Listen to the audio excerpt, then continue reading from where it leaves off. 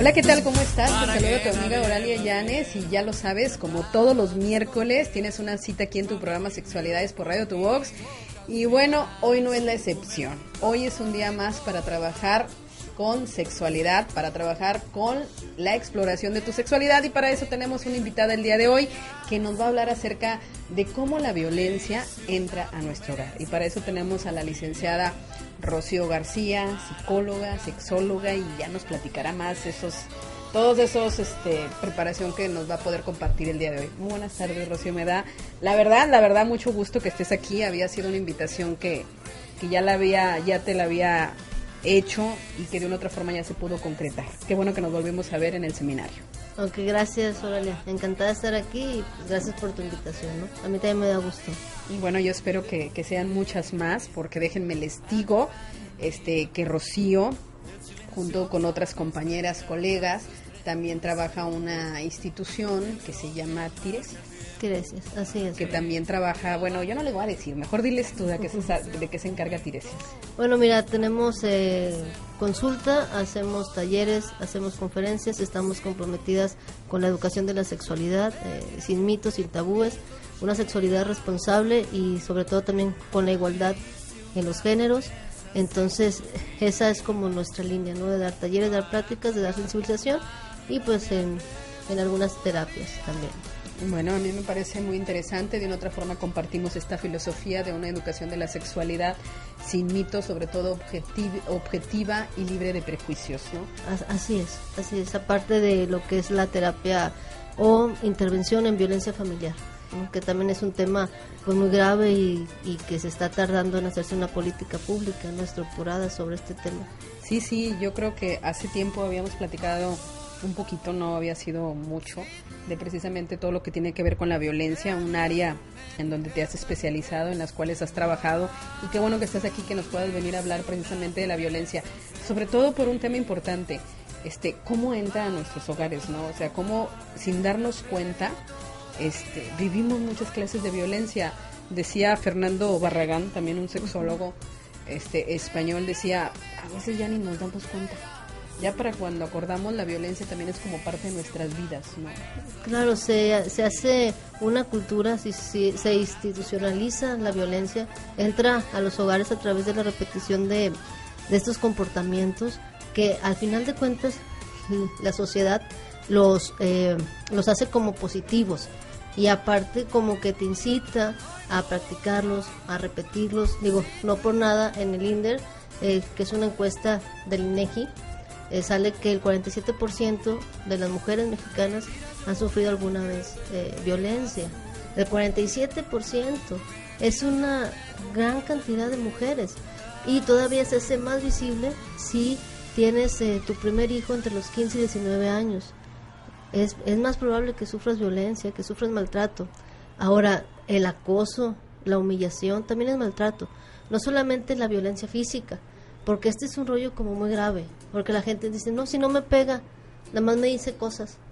De hecho, fíjate que ahorita que dices eso, recuerdo campañas muy fuertes que se hicieron a nivel nacional, que inclusive con algunas artistas, políticas, gente del medio, y que enfocaban precisamente el punto de la violencia y la remarcaban como la parte física, ¿no? Como para hacerla visible, para que la gente la entendiera, pero creo que a veces confunde y nos vamos con esta idea de que creemos que es violencia porque nos pegan o porque pegamos, ¿no? Sí, claro, y es algo muy grave porque al final de cuentas hablas del estereotipo de violencia.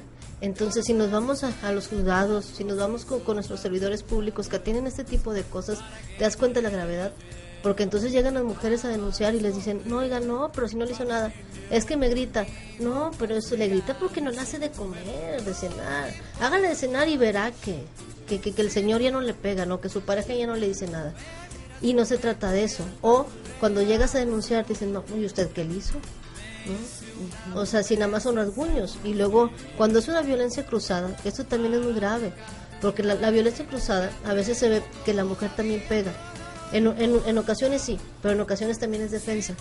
Entonces volvemos a esto de la sensibilización de la violencia. Tú llegas a denunciar o le cuentas a alguna amiga, a algún amigo, a los sacerdotes, o a veces hasta me ha tocado psicólogos, me ha tocado psicólogos que dicen unas barbaridades de la violencia. Entonces llegan con ellos y dicen, no, pero es que usted también le pegó. O sea, usted también, aguántese. Entonces lo ven como una pelea. Y no es una pelea, es un acto de poder y de control, que al final de cuentas así se construyen estas relaciones. No son relaciones malas, pero están basadas en el poder y en el control. Y si están basadas en el poder y en el control, pues cómo van a ser relaciones equitativas. Ahora, si te volcas a la cultura que te dice que así es, y que la mujer tiene que servir, y que el hombre es el poderoso, y que el hombre es el fuerte, entonces entras como a una realidad psicótica donde es muy difícil entrar, donde es muy difícil sensibilizar, porque al final de cuentas, hasta hace 10 años la violencia era violencia intrafamiliar, nadie podía entrar, desde el discurso, adentro, nadie podía entrar. Sí, como que lo que ocurre en casa, que ellos lo solucionen, ¿no? Claro. Hace 10 años cambia, no, ahora es violencia familiar, ahora también hay violencia institucional, hay violencia o acoso sexual en el trabajo, hay muchos tipos de violencia, pero también en el discurso se tiene que poner claro. Ahora, en esta parte de la violencia, bueno, sí hay una ley para la atención de la violencia, pero sí hay una ley, sin embargo no hay una sensibilidad ni sensibilización. Y aparte se le sigue todavía culpando a la mujer por esta idea de que tú lo provocas. Hay mujeres que se la creen también. Entonces me dicen, no, si nada más me pegó poquito.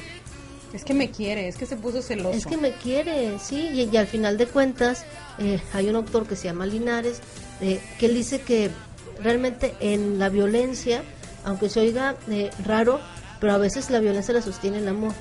Es decir, las personas no sabemos cómo relacionarnos. Y no quiere decir que te pegue y no te quiera. A veces sí, a veces no te quiere, o sea, nada más están jodiendo la vida. Pero en otras ocasiones esa ha sido la forma que hemos aprendido a relacionarnos. Entonces, ¿qué está pasando con nuestras relaciones? ¿Qué está pasando con nuestros padres, que son con los que los aprendemos, con nuestros tutores? O sea, hay una realidad violenta, hay una realidad que hace legítima la violencia contra la mujer, y también la violencia contra el hombre, porque se habla poco. Claro, y esto nos lleva a algo bien importante, ¿no, Rocío? Ahorita que lo mencionas, es toda una historia, o sea, una historia que cargamos y que la seguimos duplicando a través de una educación donde no buscamos ese cambio, ¿no? Uh-huh. Donde pocos participamos en ese cambio. Claro, porque aparte, mira, yo creo que la violencia es un tema muy delicado, es un tema que duele, porque es un tema que vivimos a diario, y que está tan arraigado en nuestra cultura, está tan familiarizado que no sabemos cómo entrarle. Entonces a veces empezamos a hacer chistes de la violencia, empezamos a minimizarla, porque es la única forma. Y hasta cantarla, ¿no? Yo recuerdo por ahí, no sé cómo va esa canción, ¿es norteña? Bueno, no sé cómo se clasifique, pero hay que pegarle a la mujer, hay que pegarle, algo así. Claro. Todo eso que a final de cuentas nos va educando, porque es la cultura. Ajá. Entonces de repente decirle a alguien, oye, es que no digas groserías a tu pareja, no la trates así. Oye, espérame, pues si mis papás así se trataron y tienen 30, 40 años de casados, no pasa nada. Es para que entiendas, para que no lo vuelva a hacer. Así es la cosa, hombre, tú que eres bien exagerada y todo lo ves como violencia, ¿no? Porque luego cuando te metes a este rollo, la gente es como, no, es que para ti todo es violencia. No, yo creo que te sensibilizas. Entonces empiezas a ver cosas desde una perspectiva más sistémica. Oye, espérate, es que si me estás bombardeando en la tele, me estás bombardeando en el radio, en los bailes, si me estás bombardeando por todas partes, con relaciones estereotipadas, con relaciones violentas, con relaciones de sufrimiento, y todavía que el amor, el que ama, pues sufre, ¿no? Ese aprendizaje aquí occidental de que el amor duele, no es sacrificado. Y la gente se lo cree, o sea, la gente se lo cree, y no está mal que se lo crean, o sea, se lo creen porque existe la cultura, pero la sensibilización sirve para esto, para desmentir. O por ejemplo, a mí me ha tocado y escuchar mujeres también, que a veces se me hace muy grave, ¿no? Escuchar mujeres de hablar de violación o de abuso sexual, y que dicen, bueno, es que también así andaba vestida, ¿no? Entonces, ¿para qué te vistes así? Yo recuerdo inclusive, Rocío, y bueno, a mí me tocó, somos de diferentes épocas, que parte de la educación, por ejemplo, que a mí me dieron era, bueno, no te vistas provocativa, ¿no? Porque entonces, le das alas a los hombres que te puedan decir cosas. Entonces era como que la culpa nuevamente en la mujer, de que nos puedan o no decir cosas en la calle, por el cómo nos vestimos. claro, es algo realmente ridículo, ¿no? Porque al final de cuentas es prohibición, y al final de cuentas yo creo que aunque las mujeres te vistas toda tapada con una túnica, como quiera la responsabilidad del ataque es de la otra persona, o sea, los impulsos son de la otra persona, porque es lo mismo con la violencia, cuando te dicen, es que a lo mejor la mujer hizo algo para que le pegaran, a lo mejor, o sea, hizo algo, a lo mejor porque casi siempre es que no le hizo caso, ¿no? Al final de cuentas es esto. No hizo lo que yo quería. No hizo lo que yo quería, a lo mejor sí, no, sí, pues se buscó una cachetada. Y en algunas ocasiones lo que yo comento es, lo que haya hecho la persona que recibe una violencia no se justifica. El acto de pegar, de golpear, de agredir, de insultar, es de la persona que lo hace, no de quien la recibe. Entonces, al final de cuentas, si toda la gente me insulta es porque yo me lo merezco. Entonces, esculpo a la otra persona. Y no es así. O sea, no es así. No tienes que ir por la vida esculpando a las otras personas. Si el que golpea o la que insulta es responsabilidad de ella, no de ti. Mucha gente dice, es que yo lo pude evitar. No lo puedes evitar, porque cuando estás adentro hay un síndrome que es el síndrome de la mujer maltratada. Entonces, realmente adentro de las relaciones violencias, de relaciones conflictivas, no se ve. O sea, la mujer se siente cansada, se siente agobiada, se siente que no puede salir de eso, que no hay nada más, o sea, que no hay nada más allá del camino. Y no es porque le guste que le peguen, ni porque sea masoquista, porque también me toca, no, hombre, es que es bien masoca. No se trata aquí de masoquismo, ¿no? Recordemos que el masoquismo pues es complacer y es de mutuo acuerdo, pero una mujer que es víctima o receptora de violencia de género, muy pocas veces, o sea, no va a gozar esa violencia, ese insulto, esa vejación. Entonces hay como algo muy trastocado en esto. Si bien no la va a gozar, creo que en un momento dado la hace como parte de su vida, ¿no? Es como que, bueno, es que así es. Sí. Porque eso es lo que vio y eso es lo que está duplicando también. Sí, y al final de cuentas la hace parte de su vida, aunque las mujeres o las personas que sufren violencia saben que no es así, ¿no? Saben que está mal, pero también hay un factor social muy importante que da pena, ¿no?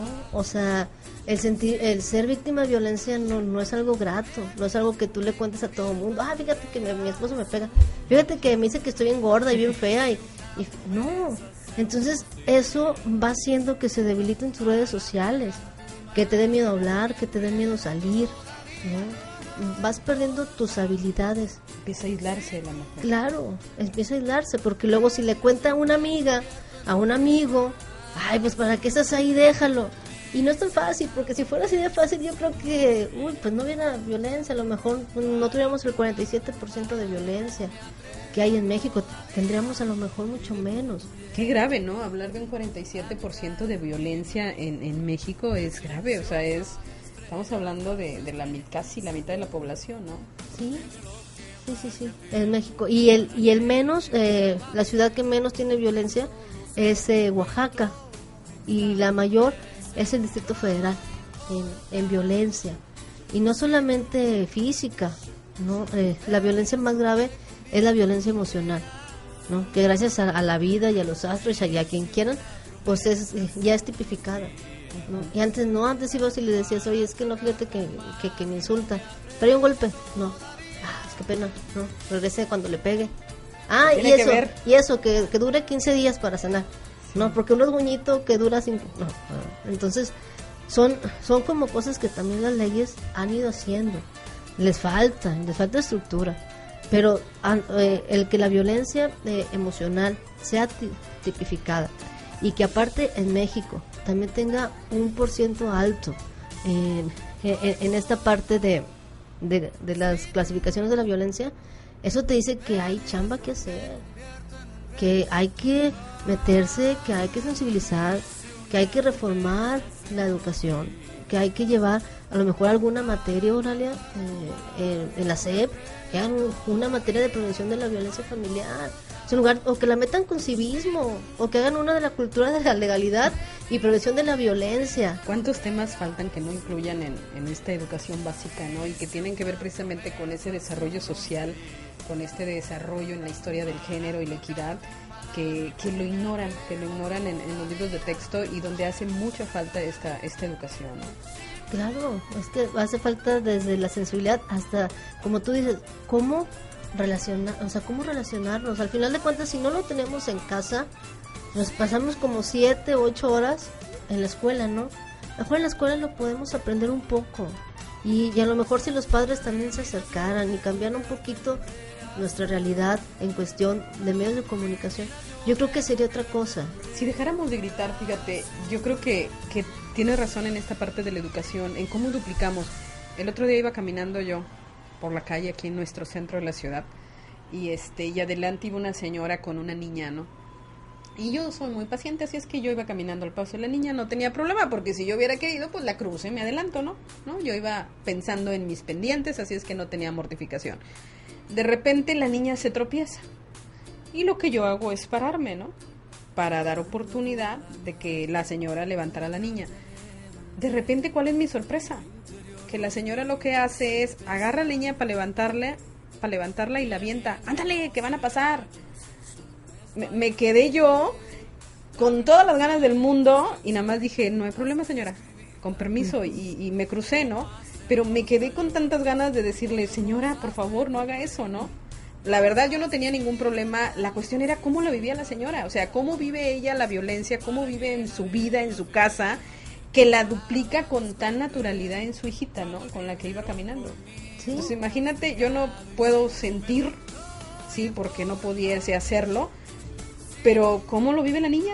O sea, ¿cómo lo vive la niña que se cae y aparte de caerse, la regañan por ello?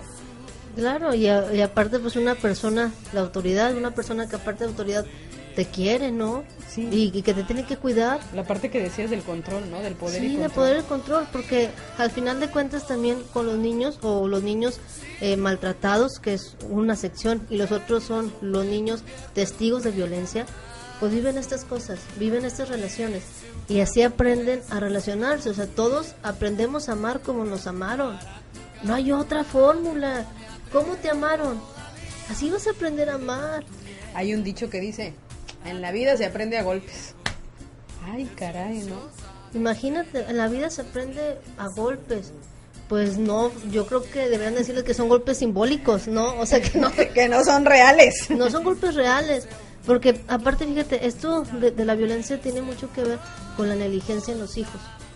Entonces, los padres, los dos, porque eso de que nada más la mamá, no, eso ya pasó de moda. Son los dos, ¿no? Los dos padres son negligentes con los hijos, desde la atención, desde el cuidado, desde la alimentación, desde los cuidados psicológicos, los cuidados emocionales que deben de tener. Entonces, estos niños, ¿qué pasa? Bueno, también viven estrés postraumático, viven miedo, viven angustia, muchas veces se distraen también en la escuela, independientemente de algún otro factor que puedan tener, pero se van acumulando las cosas. Entonces nos convertimos, o se convierten en familias multiproblemáticas, pero nosotros no estamos exentos. Si ellos son familias multiproblemáticas, nosotros somos una sociedad multiproblemática. No nada más aquellos, los otros. Aquellos mis vecinos, ¿no? Yo creo que todos estamos inmiscuidos en eso, porque al final de cuentas la chamba de tener niños equilibrados, niños felices, que van a ser adolescentes y adultos estables, es función de todos, no nada más del gobierno. Creo que es del gobierno, es de la sociedad, es de todos. Es un trabajo en conjunto que contribuye, pero también tenemos que contribuir todos a prevenir, cada quien desde su trinchera, la violencia familiar. Tenemos mucho que hacer, así es que no se vayan. Les recuerdo, teléfono en cabina 1936-8801.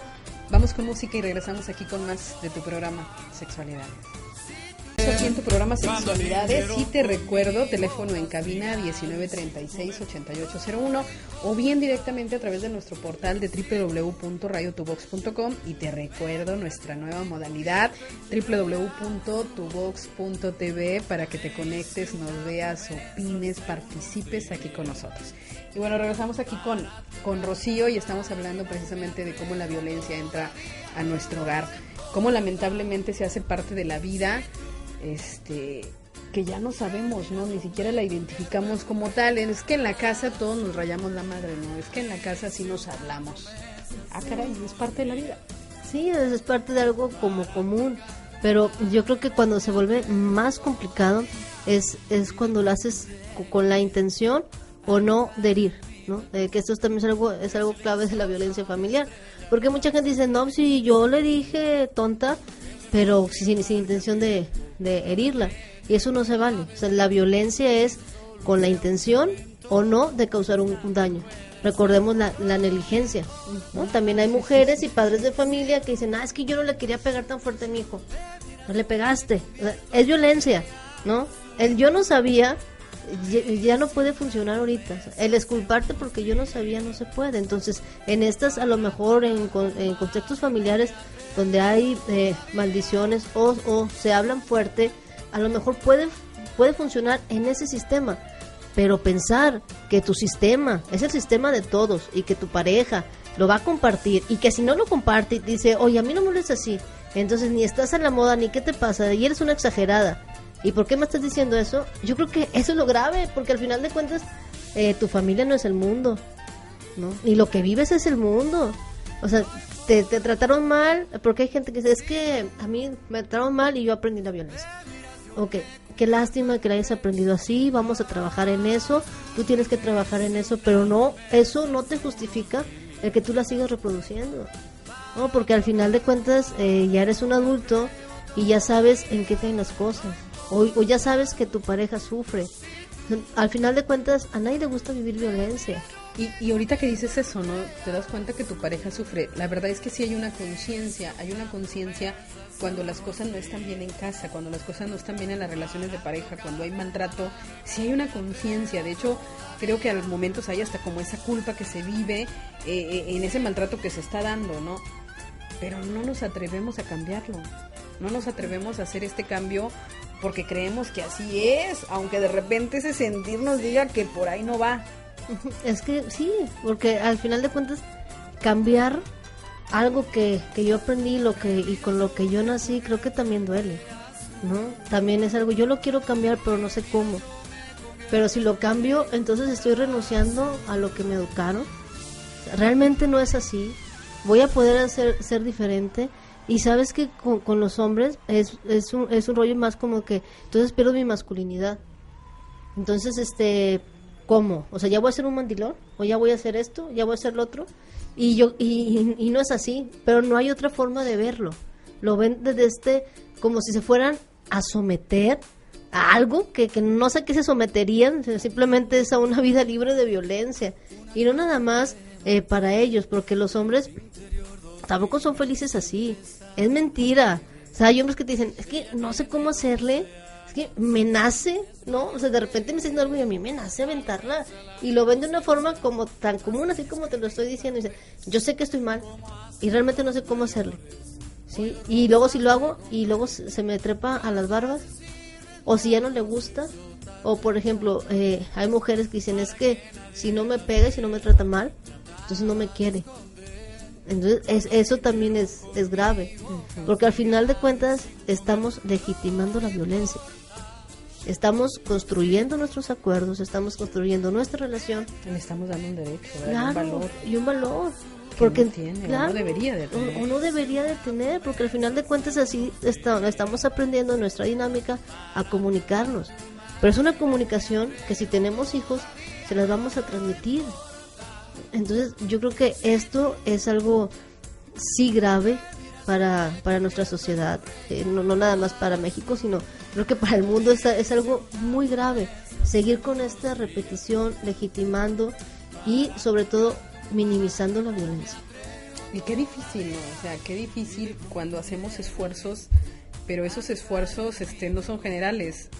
Me pasaba cuando mi hijo estaba más chiquito, mi forma de educación era como que no tienes que pelear, hay que respetar a los demás, y esas premisas o valores acerca del respeto, ¿no? Sin embargo, el hombre, niño hombre, en un mundo de niños hombres, donde los demás niños hombres los han enseñado otras cosas, de repente no sabía cómo defenderse, ¿no?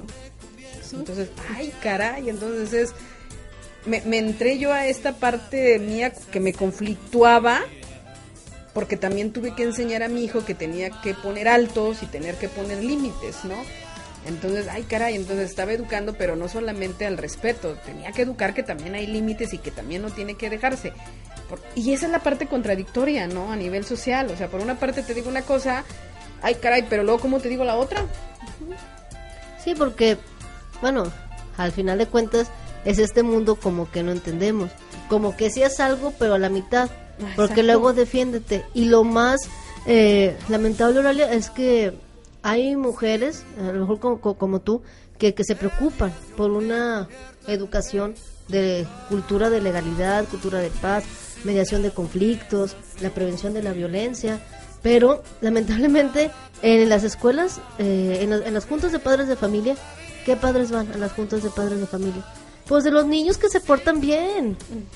Sí, y ahí están. Pues qué bueno. Dicen los maestros, siempre las mismas mamás. De los niños que se portan bien, o de los niños a lo mejor desordenados, pero que no son violentos. Entonces, ¿dónde están aquellos padres o aquellos tutores o aquellos cuidadores que se tienen que hacer cargo? Porque al final de cuentas, un niño necesita contención, necesita guía. Deja tú de cuidado, a lo mejor, ay, cuidado. Bueno, no, dale contención, dale guía, acompáñalo en su camino. Si no lo vas a acompañar, ¿quién lo va a acompañar? Pues los que están afuera, los malitos, la gente que sí le va a dar contención, la gente que sí le va a dar identidad. Entonces, desde ahí también se van haciendo estas relaciones conflictivas, familiares, sociales. O sea, la violencia social es algo grave, la violencia institucional también. Y la violencia familiar también, pero también hay una violencia que es autoviolencia. ¿Qué pasa con los suicidios? ¿No? ¿Qué pasa con hacerte daño a ti mismo? Una relación violenta es hacerse daño a dos, pero tú también te estás haciendo daño, físico, emocionalmente, espiritualmente. Entonces, ¿dónde está esa contención que se tiene que dar cuando es una contención social? Y empezando también por esta escuela, o sea, por la escuela, ¿no? ¿Qué estamos haciendo?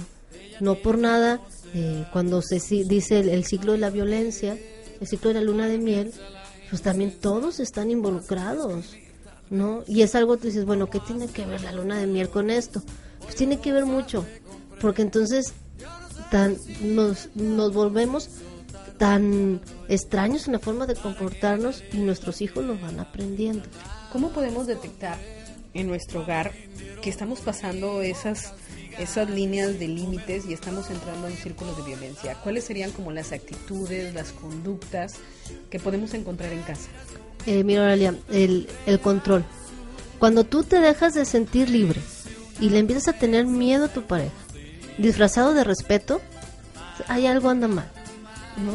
O sea, de una persona que te enamoraste por tu forma de ser y que te hacía sentir libre y plena, y de repente le tienes miedo y ya no puedes decir tantas cosas enfrente de él o enfrente de ella, en su caso, porque también hay violencia contra los hombres.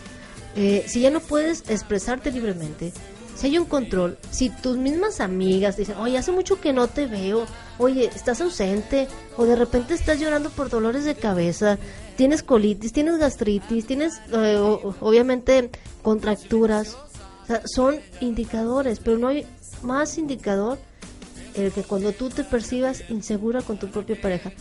Como alguien que amas, de repente te da inseguridad, te da miedo. No le digas a tu papá que fui con fulanita de tal. No le digas a tu papá que vino no sé quién. No. O sea, todas estas cositas a lo mejor no lo ves, pero son cosas que facilitan estas relaciones de control y de poder, ¿no?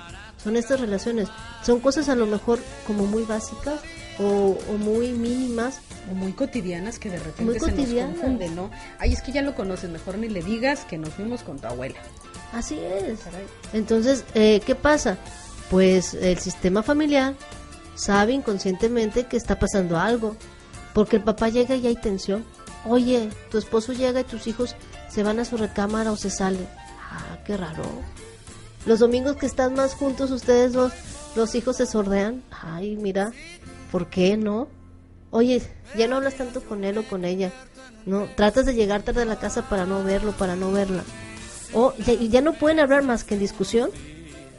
Algo está pasando, porque aparte las discusiones van subiendo de grado. O sea, al final de cuentas, los gritos suben y suben.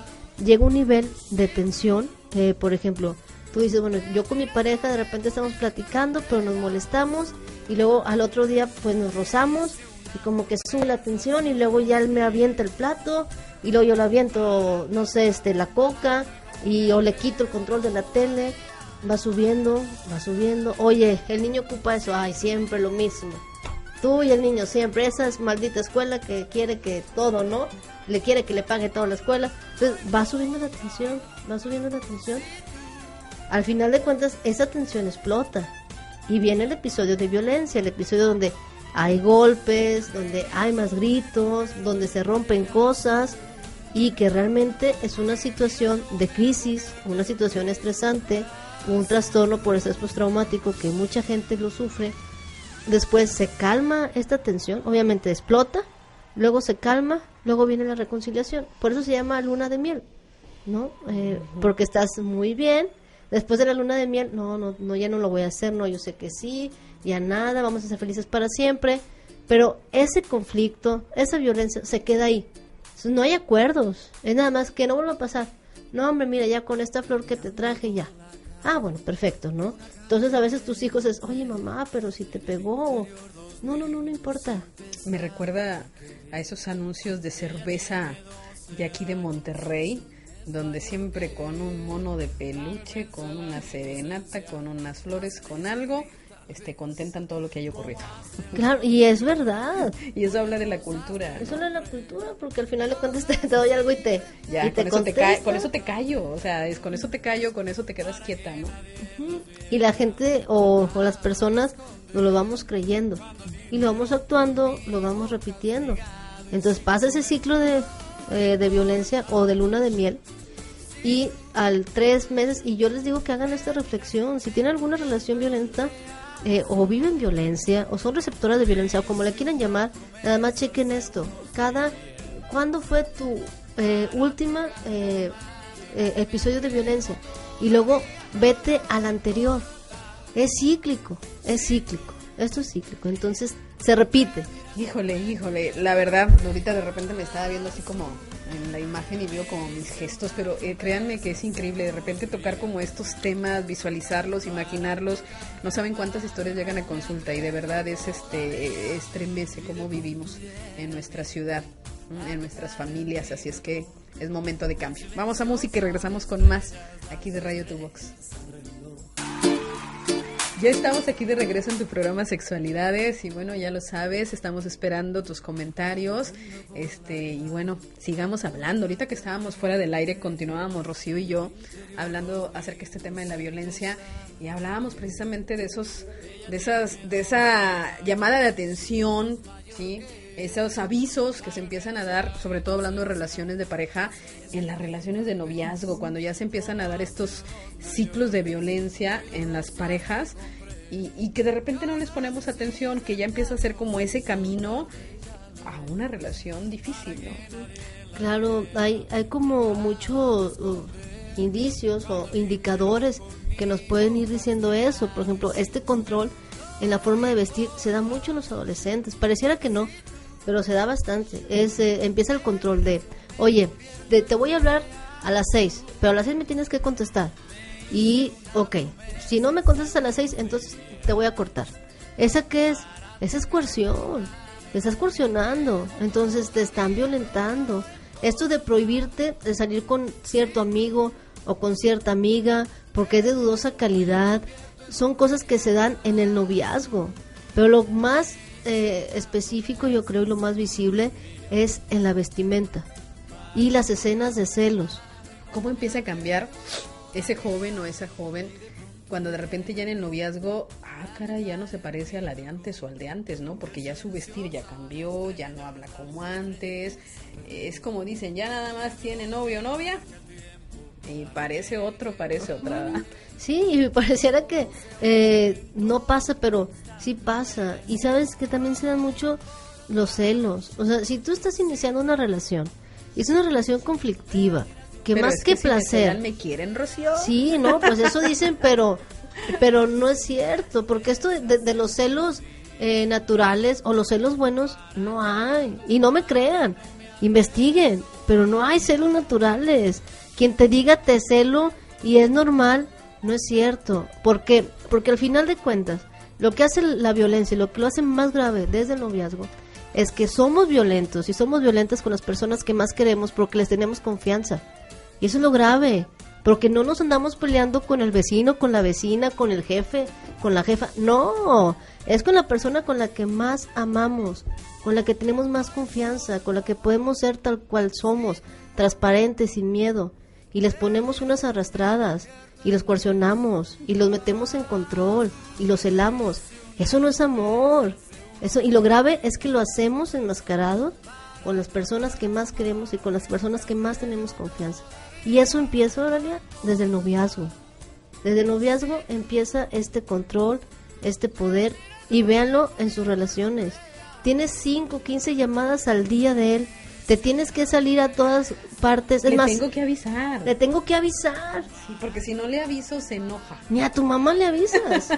Sí. No, o sea, ni a tu mamá. Oye, les tengo que mandar un mensaje. ¿Ves a los chavitos y chavitas realmente preocupados, realmente viviendo una vida como de adultos, cuando el noviazgo, la adolescencia es lo mejor que hay?